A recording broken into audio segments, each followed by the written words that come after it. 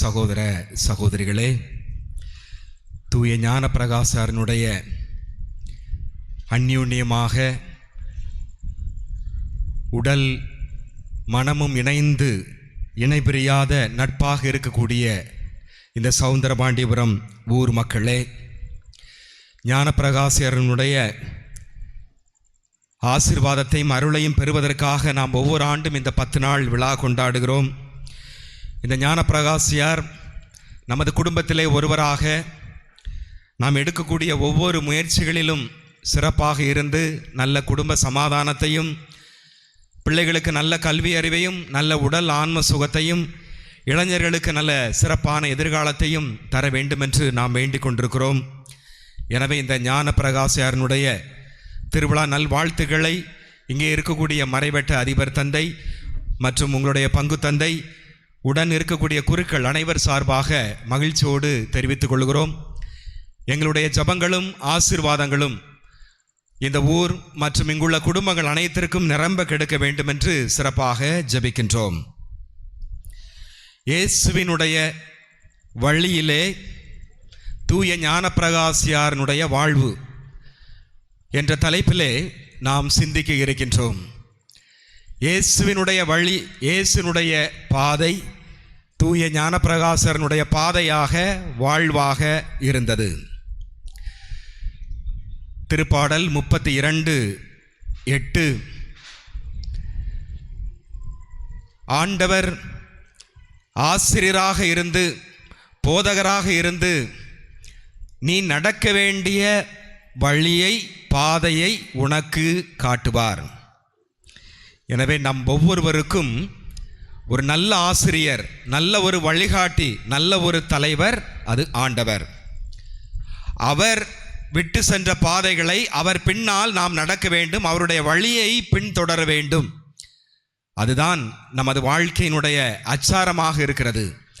தூய ஞானப்பிரகாசியார் இந்த வார்த்தையை மனதில் கொண்டு தனது வாழ்க்கையினுடைய ஒவ்வொரு நிமிடமும் ஆரம்பம் முதல் கடைசி வரை இயேசுனுடைய பாதையை, கடவுளுடைய வழியை தனது வாழ்நாளிலே நிரம்ப பெற்றவராக இருந்தார் என்பதை நாம் சிந்திப்போம். அதே போல நாமும் அவருடைய வழியை பின்பற்றி நடக்க நாம் ஆவல் கொள்வோம். இத்தாலி நாட்டிலே காஸ்திக்லியோனே என்ற இடத்திலே 1568 ஆண்டு மார்ச் மாதம் 9 நமது செல்லப்பிள்ளை, நமது புனிதர், இளம் சிங்கம், போர் வீரர், இளைஞர்களுக்கு பாதுகாவலர் தூய ஞானப்பிரகாசியார் பிறக்கின்றார். அவருடைய தந்தை மிகப்பெரிய செல்வ செழிப்பு மிக்கவராக இருந்தார். மிகப்பெரிய நாட்டினுடைய ஒரு அரச அதிகாரியாக அவர் இருந்தார். அவருக்கு கீழே நிறைய படை பிரிவுகள் இருந்தது. ஒரு குறுநில மன்னர் என்று அழைக்கலாம். குறுநில மன்னராக ஞானப்பிரகாசியாரனுடைய தந்தை இருந்தார். அவருடைய தாய் உயர்குலத்து பெண்ணாக அவர் பிறந்தார். ஆனால் இந்த மாளிகை வாழ்விலே, அரச வாழ்விலே அங்கு இருக்கும் பொழுது அவளிடம் இருந்தது பணிவு, மிக கனிவு. அந்த பண்புகளை தனது வாழ்விலே அவர் ஆடையாக அணிந்து நல்ல ஒரு தாயாக, சிறந்த தாயாக இருந்து வழி நடத்தினார். மத்தேயு நற்செய்தி 11 அதிகாரம் 29வது வசனத்திலே நாம் பார்க்கலாம், நான் கனிவும் மனத்தாழ்மையும் உடையவன். அத்தகைய விதத்திலே அவருடைய தாய் மிகுந்த கனிவோடும் மனத்தாழ்மையோடும் இருந்தார். உயர்குடி பெண்ணாக இருந்தாலும், உயர்குலத்திலே பிறந்தாலும், செல்வல் சீமாட்டியாக இருந்தாலும், தனது அரண்மனை வாழ்விலே திருமணம் முடித்த பிறகு எல்லா மக்களுக்கும் இந்த பணிவையும் கனிவையும் தனது வாழ்விலே முதல் குறிக்கோளாக சிறப்பாக பெற்று இருந்தார். மிகுந்த பக்தியாக இருந்தார். தனது பிள்ளையையும் அதே போல பக்தியிலே வளர்த்தெடுக்க வேண்டும் என்று ஆவல் கொண்டார். ஜபம் சொல்லிக் கொடுப்பது, ஒழுக்க நெறிகளை கற்றுக் கொடுப்பது, குறிப்பாக ஏழை எளிய மக்களுக்கு, அரண்மனையை சுற்றி இருக்கக்கூடிய ஏழை எளிய மக்களுக்கு, குடிசையிலே வாழக்கூடிய கிராம மக்களுக்கு உதவும் கரங்களாக அன்னை, தனது அந்த ஞானப்பிரகாசனுடைய அன்னை இருந்தார். அந்த அன்னை செல்லுமிடமெல்லாம் இந்த குட்டி பையனை ஞானப்பிரகாசியாரை கூட்டிக் கொண்டே செல்வார். அரண்மனையில் இருக்கக்கூடிய உணவுப் பொருட்களை எல்லாம் எடுத்து ஏழைகளுக்கு வாரி வழங்குவார். இவர் ஞானப்பிரகாசர் அப்பொழுது சின்ன பிள்ளையாக இருந்து அதையெல்லாம் அவர் சிறப்பாக கவனித்து கொண்டிருந்தார். எனவே அவரிடமிருந்த அந்த பண்பு, அந்த மனநிலை மத்தேயு நற்செய்தி 25ஆம் அதிகாரம் 40வது வசனம், சின்னஞ்சிறிய என் சகோதர சகோதரிகளுக்கு செய்ததை எல்லாம் எனக்கே செய்தீர்கள் என்று ஆண்டவர் கூறினார். அந்த வார்த்தையை மனதில் கொண்டு இந்த சிறு பிள்ளைக்கு பயிற்றுவிக்கும் விதமாகவும் இந்த ஞானப்பிரகாசனுடைய தாயார் எல்லா மக்களுக்கும் அறப்பணிகளை சிறப்பாக செய்து கொண்டிருந்தார். அதனால் தனது பிள்ளைக்கு ஆசீர்வாதம் கிடைத்தது. ஆங்கில கவிஞர் சொல்லுவார், சார்ல்ஸ் டிக்சன் என்பவர், ஒரு குழந்தை தாயிடமிருந்து நல்ல குணங்களையும் தந்தையிடமிருந்து தொழில்நுட்ப சிறப்பான உயர் சம்பந்தமான காரியங்களையும் கற்றுக்கொள்கிறது என்று அவர் அருமையாக சொல்லுவார். அது உண்மைதான். ஒரு குழந்தையானது தனது தாயிடமிருந்து நல்ல குணங்களை பெற்று செல்கிறது, தந்தையிடமிருந்து கெட்ட குணங்களை பெற்று செல்கிறது. எப்படி பொய் சொல்ல வேண்டும், எப்படி வேலை செய்ய வேண்டும், எப்படி ஏமாற்ற வேண்டும், எப்படி நாம் பிறரை திட்ட வேண்டும் என்று, அப்படி என்று சொல்வதற்கு இல்லை. இருந்தாலும் அது அவருடைய ஒரு கணிப்பு. அப்போ ஒரு தாய் தான் ஒரு பிள்ளைக்கு நற்பண்புகளினுடைய ஊற்றாக இருக்கிறாள். ஒரு தாய் தான் ஒரு பிள்ளைக்கு எல்லா விதத்திலும் ஒரு சிறந்த ஒரு தலைவராக, ஒரு சிறந்த ஆசிரியராக, ஒரு கடவுளாக இருக்கிறார் குழந்தை பருவத்திலே. எனவே தாய்மார்கள், தந்தைமார்கள் மிக மிக கவனமாக இருக்க வேண்டும். தாய்மார்கள் குறிப்பாக ஒழுக்க பண்புகளை செழித்தோங்குவதிலே சிறப்பாக இருக்க வேண்டும். அந்த தாய் என்னது செய்தாலும் அந்த பிள்ளைக்கு அது நன்மைதான். என் அம்மா சொல்லி கொடுத்தாங்க, தாயை ஒருபோதும் பிள்ளை விட்டு கொடுப்பதில்லை. எனவே தாயிடமிருந்து நற்பண்புகளை கற்றுக்கொள்கிறது.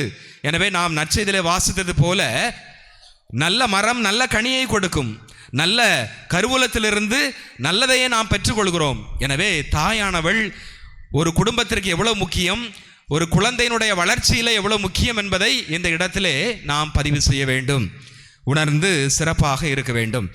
எனவே அத்தகைய விதத்திலே அந்த தாயினுடைய சிறப்பான பண்புகள் குழந்தை பருவத்திலிருந்து இவருக்கு பதிகிறது. தந்தையிடமிருந்து கற்றுக்கொள்ளக்கூடிய பண்பு தொழில்நுட்பம், வேலை. பொதுவாக பிள்ளைகள் தந்தை என்ன வேலை செய்கிறதோ அதையே தான் பிள்ளைகள் பின்பற்றுவார்கள்.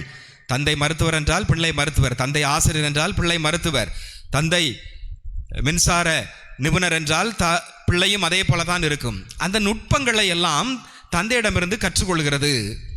நிறைய திறமைகளை எல்லாம் தந்தையிடமிருந்து கற்றுக்கொள்கிறது.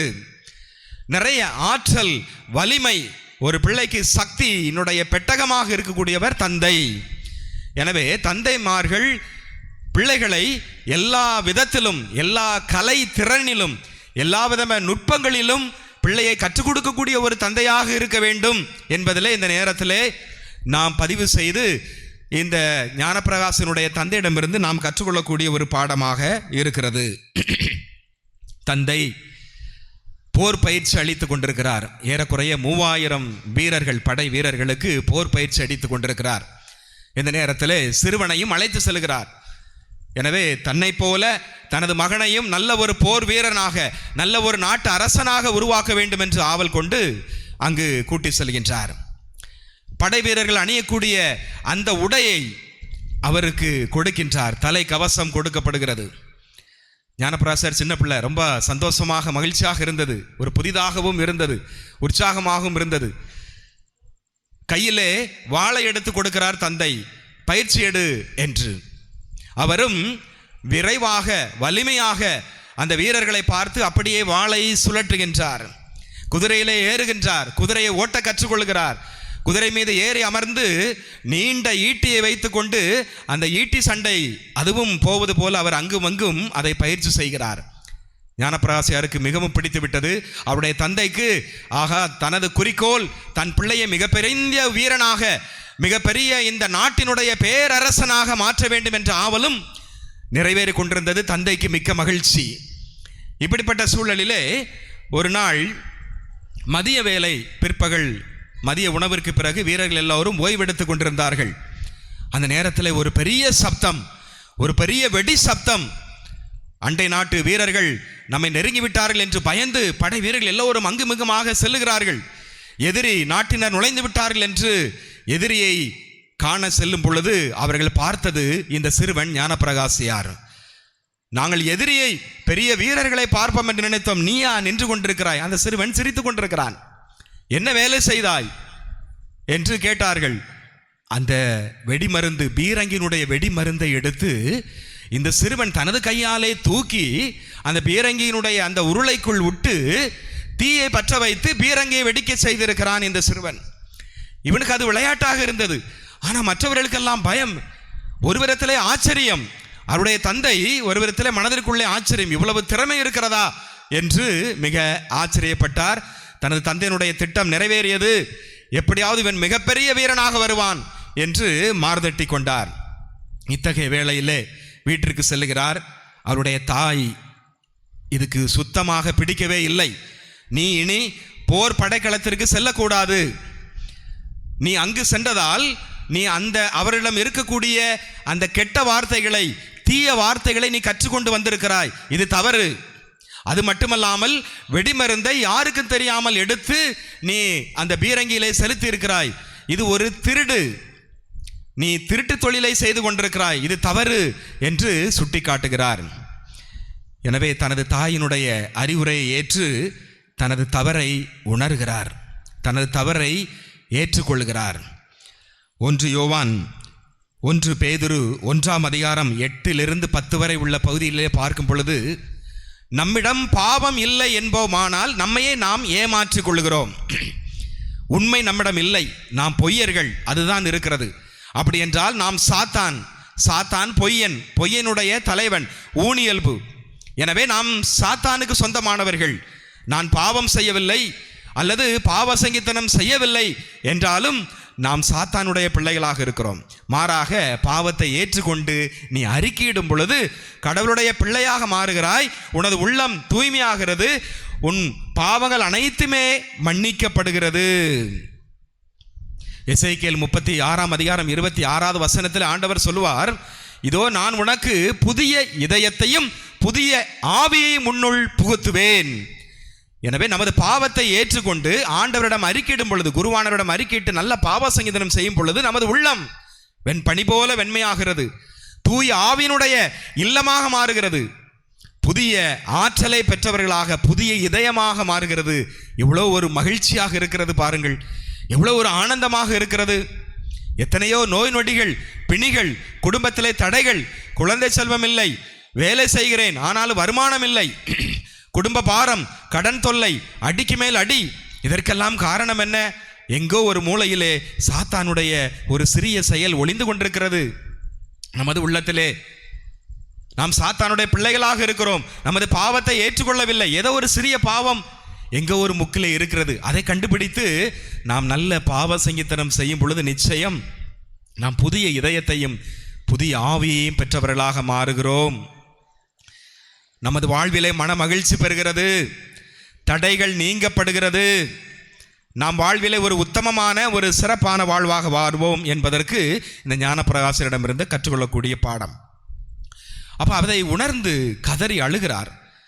அழுது தான் செய்த பாவத்தை ஒரு தாளிலே எழுதுகின்றார். எழுதி குருவானவரிடம் சென்று பாவத்தை அறிக்கையிடுகிறார். அறிக்கையிட அவர் மன வருத்தம், அப்படியே அழுது குருவானவருடைய மடியிலே சாகின்றார்.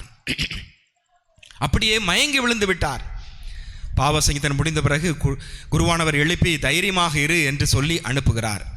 அவருடைய ஆசிரியரை சென்று பார்க்கிறார். ஆசிரியர் சொன்னார், இதற்கெல்லாம் நீ மயங்கி விழலாமா, இதற்கெல்லாம் இப்படி இருக்கலாமா, தைரியமாக இரு என்று சொன்னார். அப்பொழுது ஆசிரியரிடம் அவர் சொன்னார்,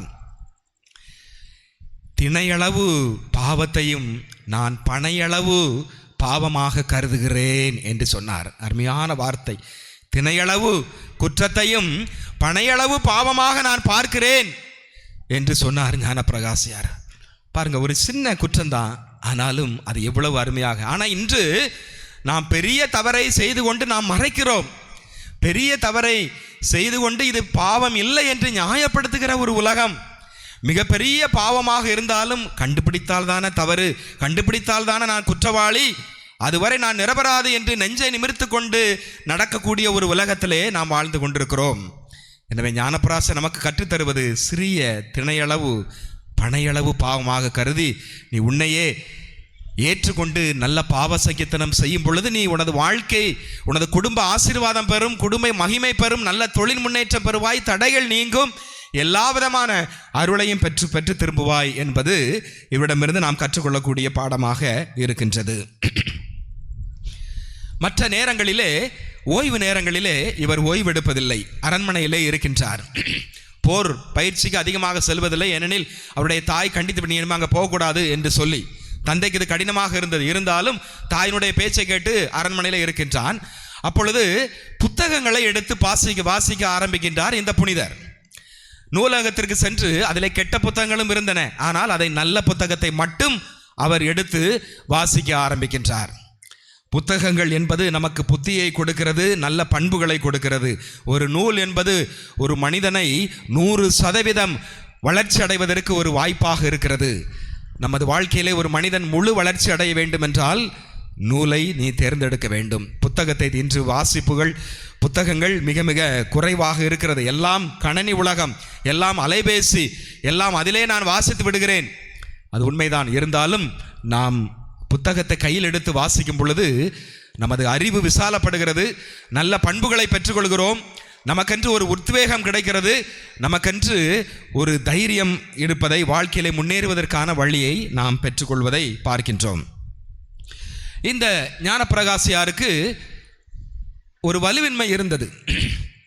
ஒரு வலுவின்மை, அவருக்கு ஒரு குறைபாடு இருந்தது. அது ஒரு உடல் குறைபாடு தான்.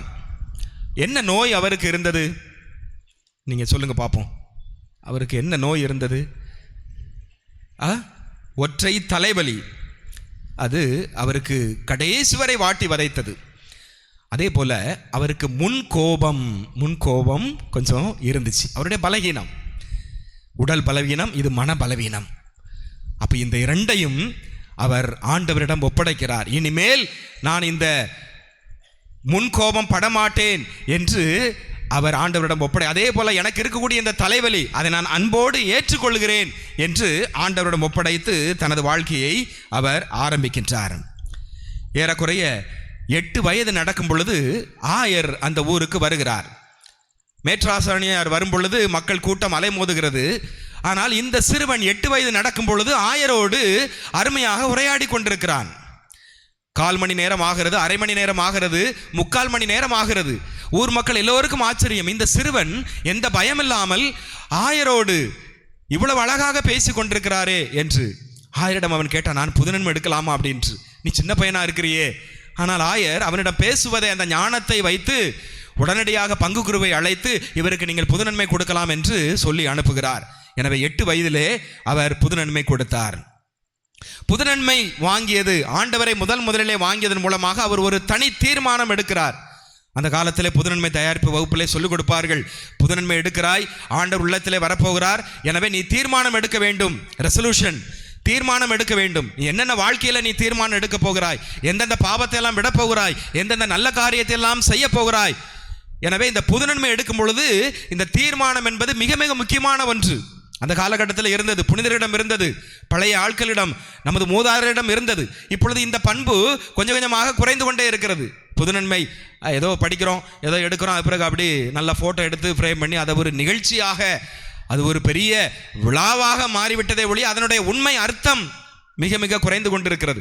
எனவே ஆண்டவர் எனது உள்ளத்திலே வருகிறார். எனவே நான் இதிலிருந்து ஆண்டவர் உள்ளத்திலே வரும் பொழுது என் உள்ளத்தை தூய்மையாக வைத்திருக்க வேண்டும். என் வாழ்க்கையிலே தீர்மானம் என்ன, ஆண்டவருக்கு பிடித்தமான ஒரு தீர்மானம் என்ன என்பதை எடுக்க வேண்டும். எனவே இவர் எடுத்தார். அதிலிருந்து நான் முன்கோபம் பட மாட்டேன், அதே போல என்னுடைய அந்த தலைவலி அதை நான் தாங்கிக் கொள்வேன், அதே போல நான் படுகின்ற வேதனைகள், நான் படுகின்ற காயங்கள், துன்பங்கள் எல்லாவற்றையும் ஆண்டவரே நான் உமக்கு ஒப்பு கொடுப்பேன், தவ முயற்சியாக ஒப்பு கொடுப்பேன். அடுத்து ஒரு பாவமும் நான் செய்ய மாட்டேன், பாவம் செய்வதை விட நான் சாவேன், தவறை கண்டு நான் அஞ்சுகிறேன் என்ற ஒரு முக்கியமான ஒரு தீர்மானத்தை அவர் எடுப்பதை நாம் பார்க்கின்றோம். அதைத்தான் நாம் சீராக் ஞானம் 21ஆம் அதிகாரம் 2வது வசனத்திலே, பாம்பை கண்டு ஓடுவதை போல பாவத்தை விட்டு ஓடிவிடு, பாம்பை கண்டு ஓடுவதை போல பாவத்தை விட்டு ஓடிவிடு. பாம்பை பார்த்த உடனே படையும் நடுங்கும், எல்லாத்துக்கும் ஒரு நடுக்கத்தான். ஆனால் இன்னைக்கு இந்த பாவம், தவறு, தீய செயல்கள், இதை நாம் துணிவோடு செய்கிறோம். இன்றைய தலைமுறையானது துணிவோடு செய்கிறது, சிறு பிள்ளைகள் கூட. அப்போ அந்த ஞானப்பிரகாசர் தனது புதுநன்மை எடுத்த பிறகு ஒரு பிரதிக்கனையாக, ஒரு தீர்மானமாக எடுக்கிறார். இனிமேல் நான் பாவம் செய்ய மாட்டேன், பாவத்தை விட்டு ஓடி விடுவேன். அது ஒரு பாம்பு, அது ஒரு அசுத்தம். அந்த அளவிற்கு அந்த ஒரு மனநிலை நமது அன்றாட வாழ்விலே வேண்டும். இது தவறு, அலைபேசி பார்ப்பது தவறு, பொய் சொல்வது தவறு. அலைபேசி தேவைக்கு மட்டும், உண்மையான ஒரு நட்புக்கு தொடர்புக்கு மட்டும்தான், மற்ற காரியங்களுக்கு அதை பயன்படுத்த மாட்டேன் என்ற ஒரு தீர்மானம் எடுக்க வேண்டும். அது ஒரு பாவம். அப்போ எதையெல்லாம் நண்பர்கள், தீய நண்பர்கள், அதை பார்த்த உடனே நம்ம அதை விட்டு ஓடிவிட வேண்டும். எனவே பாம்பை கண்டு ஓடுவதை போல பகைவனாகிய அலகையாகிய பாவத்தை விட்டு ஓடிவிடு என்ற ஒரு தன்மையை நாம் இவரிடமிருந்து அருமையாக கற்றுக்கொள்ளலாம். இத்தகைய ஒரு நிலையிலே சிறப்பாக பிரதிக்கினை எடுத்து நல்ல முறையிலே அன்னை மரியாள் முன்னால் ஜெபம் செய்து பூக்களால் அலங்கரித்து எனது வாழ்க்கை கற்பு என்கின்ற வார்த்தை பாட்டை எடுத்து நான் இனி திருமணம் செய்து கொள்வதே இல்லை என்ற ஒரு தீர்மானத்தையும் அவர் புதுநன்மை நாளிலே தனி தீர்மானமாக எடுக்கின்றார். நான் தூயவராக இருப்பேன், பாவம் செய்வதில்லை, என்னுடைய கோபத்தை, முன்கோபத்தை நான் விட்டு விலகுவேன். அதே போல என்னுடைய துன்பங்கள், அன்றாடம் சந்திக்கின்ற துன்பங்களை எல்லாம் நான் தவ முயற்சியாக ஒப்பு கொடுப்பேன். எனது வாழ்க்கை முழுவதும் நான் திருமணம் செய்து கொள்வதில்லை, உமக்கே காணிக்கையாக ஒப்பு கொடுப்பேன் என்று அன்னை மரியாளினுடைய பீடத்தின் முன்னால் என்று ஜெபம் செய்வார். இப்படிப்பட்ட ஒரு சூழல் நடக்கும் பொழுது 1980ஆம் ஆண்டு காசேல் என்கின்ற பட்டணத்திற்கு ஆளுநராக அவருடைய தந்தை இடமாற்றம் செய்து போகின்றார், பணி மாற்றம். எனவே அவர் முன்னே செல்கின்றார். பின்னால் இவருடைய தம்பி ருடால்ஃப், இவரும் அவரது ஆசிரியர் 3 பேரும் பின்னால் வர வேண்டும். சென்று கொண்டிருக்கும் பொழுது ஒரு நீரோடை, அந்த நீரோடையை கடந்து அவர்கள் செல்ல வேண்டும். ஒரு வாகனத்திலே அவர்கள் செல்லுகின்றார்கள். முன்னால் குதிரை பூட்டிய ஒரு வாகனம். நீரோடை என்பதால் தண்ணீர் மிக குறைவாக இருக்கும். எனவே அந்த அரச வாகனம் போல இருக்கும். அவர்கள் அதிலே ஒரு சேரியட் என்று சொல்வார்கள், அந்த அரசுகளை தூக்கி செல்லக்கூடிய அந்த ஒரு அமைப்பு, ஒரு பெட்டகம் போன்று இருக்கும். எனவே அதன் உள்ளே இவர்கள் இருந்தார்கள். பயணம் தொடங்குகிறது. செல்கின்ற வழியிலே திடீரென்று ஆற்றுப்பெருக்கு ஏற்பட்டது, வெள்ளப்பெருக்கு ஏற்பட்டது, தண்ணீர் அதிகமாக பெருக்கெடுத்தது. இந்த வாகனமானது அலைகழிக்கப்பட்டது. எனவே எந்த அளவிற்கு வேகம் எடுத்தது என்றால் அவர்கள் சென்ற அந்த வாகனமானது 2ஆக உடைந்தது. அதிலே தம்பி ருடால்ஃப் ஒரு பாகத்திலே, உடைந்த ஒரு பாகத்திலே சென்று கரை சென்று விட்டான். ஆசிரியரும் இவரும் ஒரு பாகத்திலே நின்று அவர் மாட்டிக்கொண்டு மிளித்து கொண்டிருக்கிறார்கள். சுழல் காற்று வீசுகிறது, ஆற்றுப்பெருக்கு எடுக்கிறது, உயிருக்கு போராடக்கூடிய அந்த ஒரு நிலை. அந்த நேரத்திலே திடீரென்று ஒரு மனிதர் வருகிறார். மரக்கிளை ஒன்று தட்டுப்பட்டு அதிலே அந்த பெட்டகமானது அப்படியே நிற்கிறது. உடனே அந்த மனிதர் வந்து அவர்களை காப்பாற்றி எடுத்து சென்று அவர்களை உதவி செய்து விடுகிறார்.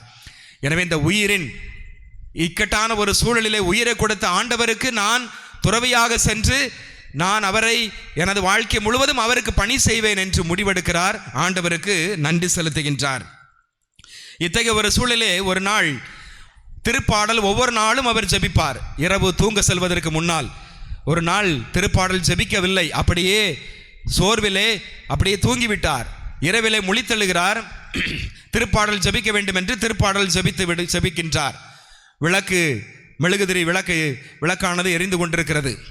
அதை அணைக்காமல் அப்படியே தூங்கிவிட்டார். இரவிலே அந்த மெழுகுதிரியில் இருந்திருக்கக்கூடிய அந்த ஒளியானது பட்டு திரைச்சீலைகள் அரண்மனை முழுவதும் பெரிய தீயாக மாறிவிட்டது. பெரிய தீ. இவர் நிம்மதியாக தூங்கி கொண்டிருக்கிறார். உடனே அதை அறிந்த புகையை பார்த்த வீரர்கள் எல்லோரும் வந்து அந்த அரண்மனையில் உள்ள அந்த தீயை அணைக்கின்றார்கள். இப்பொழுதும் அவர் உயிர் காப்பாற்றப்படுகிறது. எனவே 2 முறை தன் உயிரை காப்பாற்றிய இறைவனுக்கு நன்றியாக நான் அவருக்கு ஊழியம் செய்வேன் என்று அவர் முடிவெடுக்கின்றார். தந்தையிடம் இந்த முடிவை அவர் சொல்லுகிறார். நான் ஆண்டவருக்கு பணி செய்ய போகிறேன், எனக்கு இந்த அரண்மனை வாழ்க்கை வேண்டாம் என்று. உடனே தந்தை, இங்க வா, அப்படின்ட்டு அழைச்சிட்டு போகிறார். அரண்மனை மேலே கூப்பிட்றார், இந்த பக்கம் பாரு, எவ்வளவு இடங்கள் இருக்கிறது, எவ்வளவு நிலங்கள் இருக்கிறது, இந்த நிலங்கள் முழுவதும் உனக்குத்தான் சொந்தம். அதன் பிறகு இன்னொரு பகுதிக்கு விட்டு சொல்லி, இந்த பாரு, எவ்வளவோ மரங்கள் இருக்கிறது, எவ்வளவோ தோப்புகள் இருக்கிறது, இவைகள் எல்லாம் உனக்குத்தான்.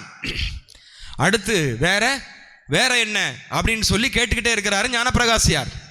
அப்போ என்னடா இது இவ்வளவு கொடுத்துருக்கோம், இதுவும் உனக்கு தேரலையா அப்படின்னு சொல்லிட்டு மீண்டும் தனது கருவூலத்திற்கு சென்று எல்லா நகைகள் எல்லாவற்றையும், பணம் நகைகள் எல்லாவற்றையும் காட்டுகிறார். இது எல்லாமே உனக்கு தான் மகனே, வேற என்ன அப்படின்ட்டு அவர் தகப்பனுக்கு கோபம் வந்தது. நீ எதைத்தான் வேணும்னு சொல்லி கேட்குற?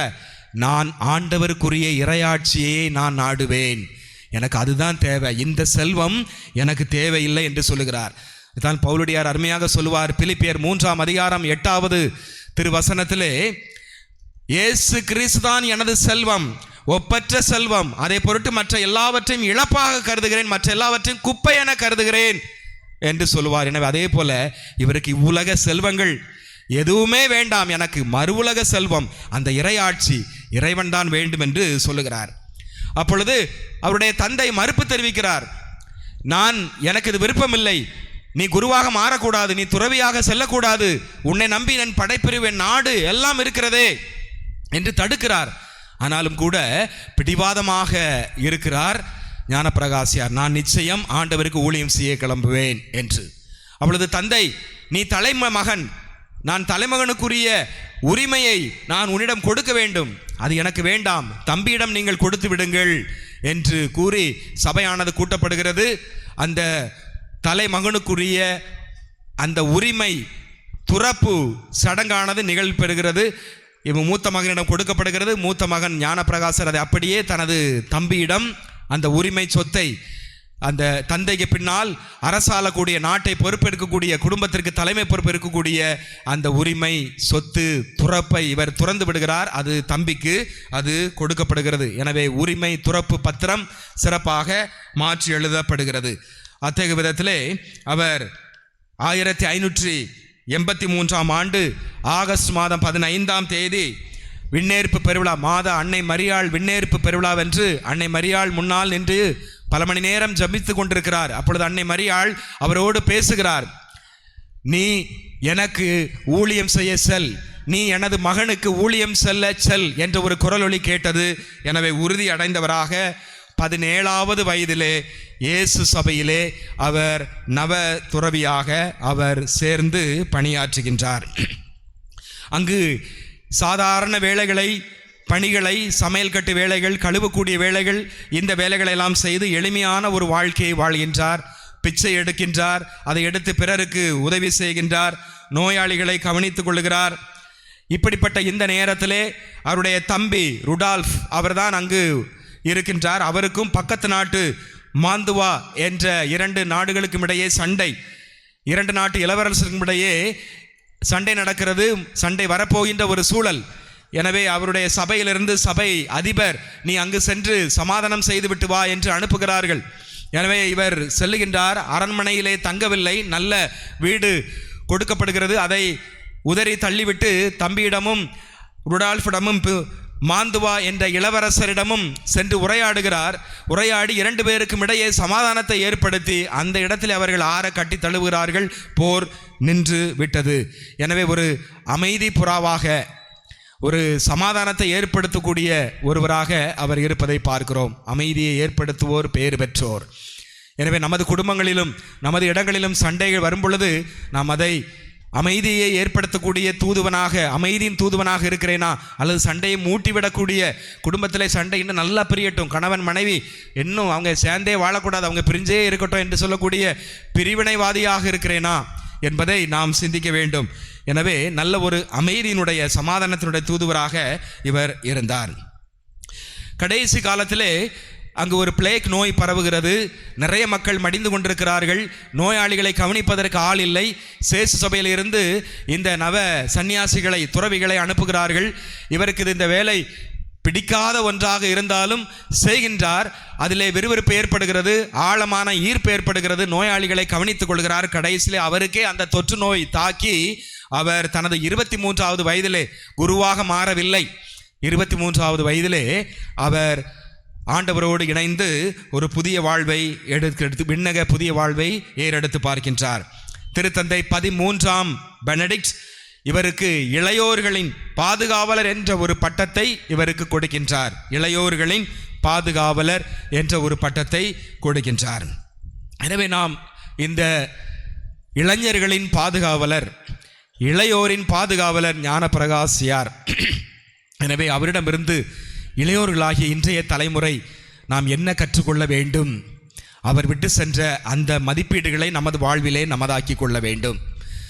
இயேசுவின் வழியை அவர் பின்பற்றினார். நாம் நமது தலைவர், நமது ஹீரோ ஞானப்பிரகாசியார் அலாசியஸ் கொன்சாகா என்ற ஒரு விதத்திலே அந்த புனிதரை போல நாம் சிறந்தவர்களாக, வல்லவர்களாக, ஒரு புனித நிலையிலே இருக்கக்கூடியவர்களாக நாம் மாற வேண்டும். அதற்கு ஒரு சில காரியங்களை விவிலியத்திலிருந்து நாம் பார்க்கலாம். 1 பேதுரு 5ஆம் அதிகாரம் 5வது திருவசனத்திலே அருமையாக நாம் வாசிக்கலாம். இளையோரே, முதியவர்களுக்கு நீங்கள் பணிந்திருங்கள். ஒருவரோடு ஒருவர் பழகும் பொழுது மனத்தாழ்மையை ஆடையாக அணிந்திருங்கள். இது ரெண்டும் மிக மிக முக்கியமான ஒரு பண்பு, பணிவு, மனத்தாழ்மை. ஏற்கனவே ஞானப்பிரகாசனுடைய தாயிடம் இருந்த அந்த பண்பு தான் ஞானப்பிரகாசரிடம் இருந்தது, நம்மிடமும் இருக்க வேண்டும். நமது அன்றாட வாழ்க்கையிலே இந்த பணிவு, மூத்தவர்கள், பெரியவர்கள், மூதாதையர்கள் அவர்கள் சொன்ன அறிவுரைகள், நமது ஆசிரியர்கள், அருள் தந்தையர்கள் இவர்களுடைய சொல்லுக்கு, அவர்கள் தருகின்ற அந்த அறிவுரைக்கு நான் பணிந்து நடக்கின்றேனா? பணிவு என்பது ஒரு அருமையான ஒரு நல்ல ஒரு பண்பாக இருக்கிறது. அதே போல மனத்தாழ்மை, நான் தான் உயர்ந்தவன், நான் தான் பெரியவன் என்பதை விட நம்மையே நாம் தாழ்த்தி கொள்கிறேனா இந்த புனிதரை போல? எனவே இந்த பணிவும் மனத்தாழ்மையும் இந்த புனிதரிடமிருந்து நாம் கற்றுக்கொள்ளக்கூடிய இன்றைய இளைய தலைமுறையினருக்கு இருக்கக்கூடிய ஒன்றாக இருக்கிறது. இரண்டாவது 2 தீமோத்தேயு 2ஆம் அதிகாரம் 22-23 நாம் பார்க்கிறோம்.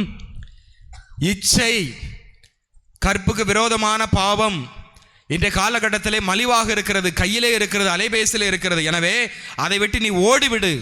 பாம்பை கண்டு ஓடுவதை விட பாவத்தை விட்டு ஓடிவிடு. சிராக் ஞானம் 21:2 நாம் ஏற்கனவே நாம் பார்த்தோம். எனவே அத்தகைய விதத்திலே இன்று கையிலே நம்மை சுற்றி இளைஞர்களுக்கு நிறைய சோதனைகள் இருக்கிறது. 1 பேதுரு 5ஆம் அதிகாரம் 8வது வசனத்திலே இந்த அலகையானது கர்ச்சிக்கும் சிங்கம் போல யாரை விழுங்கலாம் என சுற்றி தெரிந்து கொண்டே இருக்கிறது. எனவே இன்றைய காலகட்டத்திலே எப்பொழுதும் எங்கும் பாவ சூழல், அலகையினுடைய சோதனை அதிகமாக இருக்கிறது, கையிலே இருக்கிறது, அலைபேசியிலே. எனவே நாம் இளையோர்களே மிக மிக கவனமாக இருக்க வேண்டும்.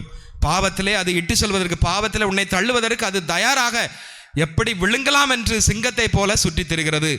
எனவே நாம் அதிலிருந்து கவனமாக, மிக கவனமாக இருக்க வேண்டும். நீதி, நம்பிக்கை, அன்பு இவற்றை நீ அலைந்து தேடு. இதை விட்டு ஓடிவிடு பாவத்தை, தீய நெறிகளை. ஆனால் இந்த புண்ணியங்களை நீ தேடிவிடு. கற்புக்கு விரோதமான பாவங்கள், இச்சை சம்பந்தமான, கற்புக்கு விரோதமான அலைபேசியிலே ஆபாச படங்கள், இன்னும் ஆபாச நிகழ்ச்சிகள், கேளிக்கை நிகழ்ச்சிகள், மது போதைகளுக்கு அடிமையாகி இருத்தல், இவையெல்லாம் சிறு வயதிலிருந்தே இன்று துவங்கி கொண்டிருக்கிறது. போதை பொருட்களுக்கு அடிமையாக இருத்தல், பள்ளி பருவத்திலே போதை பொருட்கள், போதை ஊசிகள், போதை மாத்திரைகள், இன்னும் அலைபேசி, இவைகள் எல்லாம் இன்றைய இளைய தலைமுறையினரை அடிமையாக்கி கொண்டு வளர்ச்சியை நோக்கி செல்லாமல் பின்தள்ளிக்குள்ளே இருக்கக்கூடிய ஒன்றாக இருக்கிறது. இது ஒரு அழகையினுடைய ஒரு செயல். எனவே இதை விட்டு நாம் விலகுவதற்கு நமது ஞானப்பிரகாசம் நமக்கு முன் உதாரணமாக இருக்கிறார். மூன்றாவதாக 1 யோவான் 2ஆம் அதிகாரம் 14வது வசனம், நீ வலிமை பெறு, வீறுகொள், துணிந்து நின்று, நீ வலிமை வாய்ந்தவன், உனக்கு திறமை இருக்கிறது, நல்ல வலிமை இருக்கிறது. எனவே ஆண்டவருடைய வார்த்தை உன்னில் இருக்கிறது. எனவே அதை வைத்துக்கொண்டு, ஆண்டவருடைய வார்த்தையை வைத்துக்கொண்டு இந்த அலகையாகிய, இந்த பாவமாகியதை நீ வெல்ல வேண்டும், முறியடிக்க வேண்டும் என்று ஒரு பண்பை நாம் கற்றுக்கொள்ளலாம். எனவே இறை வார்த்தையை உன் மனதிலே பதித்துக்கொள், நீ வாழ்க்கையிலே வெற்றி அடைவாய், வலிமை பெறுவாய். அதுதான் ஒரு ஆயுதமாக இருக்கிறது என்று நாம் இளையோர் தலைமுறைகளுக்கு நாம் பார்க்க வேண்டும். எனவே ஆண்டவருடைய வார்த்தை, இறை வார்த்தை, விவிலியம், இதை நாம் உள்ளத்திலே ஏற்றவில்லை என்றால் கண்டிப்பாக நாம் சோர்ந்துதான் போவோம், தோல்விதான் அடைவோம். எனவே வார்த்தை எடுத்து வாசி, இறை வார்த்தை எடுத்து வாசி, ஆண்டவர் வார்த்தை மீது ஒரு பற்றுகொள். அது உன்னை வழி நடத்தும், அது உன்னை நேரிய பாதையிலே வழிநடத்தும், சிறப்பாக வலிமையை உனக்கு கொடுக்கும் என்று அவர் சொல்லுவதை நாம் பார்க்கலாம். இதைத்தான் நாம் வாசிக்கிறோம். எசாயா 40:31 ஆண்டவருடைய வார்த்தையை நம்புவோர் கழுகு போல உயரே பரப்பர், களைப்படையாமல் புதிய ஆற்றல் பெற்றவர்களாக மாறுவர். எனவே இன்றைய இளைய தலைமுறையானது சோர்வடைந்திருக்கிறது, தோல்வியடைந்திருக்கிறது, களைப்படைந்து விடுகிறோம், நாம் எளிதாக காயப்பட்டு விடுகிறோம். எனவே நீ துணிந்து நின்று போராடக்கூடியவன், வலிமை பெற்று எழ வேண்டும் என்றால் இந்த ஆண்டவருடைய வார்த்தை மீது நம்பிக்கை கொண்டு ஞானப்பிரகாசரை நம்பி இருக்கும் பொழுது நீ உனது வாழ்க்கையிலே உயர்ச்சி அடைவாய். நீ படிக்கக்கூடிய காரியமாக இருந்தாலும் சரி, வேலையாக இருந்தாலும் சரி, உனக்கு வேலை வாய்ப்பு கிட்டும். நல்ல ஒரு தொழில் முயற்சியை ஆண்டவர் தந்து ஆசீர்வதிப்பாய். அதற்கு நீ செய்ய வேண்டியது கழுகளைப் போல உயரே நீ பரப்பாய். அதற்கு ஒன்றே ஒன்று தேவை, நீ ஆண்டவரை நம்ப வேண்டும், ஆண்டவருடைய வார்த்தையை உன் உள்ளத்திலே நீ பதித்து கொள்ள வேண்டும். அதுதான் சிறந்தவங்கதாக இருக்கிறது. எனவே இந்த ஞானப்பிரகாசரனுடைய திருவிழாவிலே அவருடைய வாழ்க்கை பாடங்களை நாம் எல்லோரும் கற்றுக்கொள்வோம். குறிப்பாக இளைய தலைமுறையினர்கள் சிறப்பாக நுண்ணிப்பாக கற்றுக்கொண்டு அவரை பின்பற்றி இயேசுவின் வழியை பின்பற்றிவர் ஞானப்பிரகாசியார். ஞானப்பிரகாசியருடைய வழியை நாம் பின்பற்றுவோம். அதற்கு தேவையான வரம் வேண்டி இந்த வழிபாட்டிலே பங்கெடுப்போம். ஆமேன்.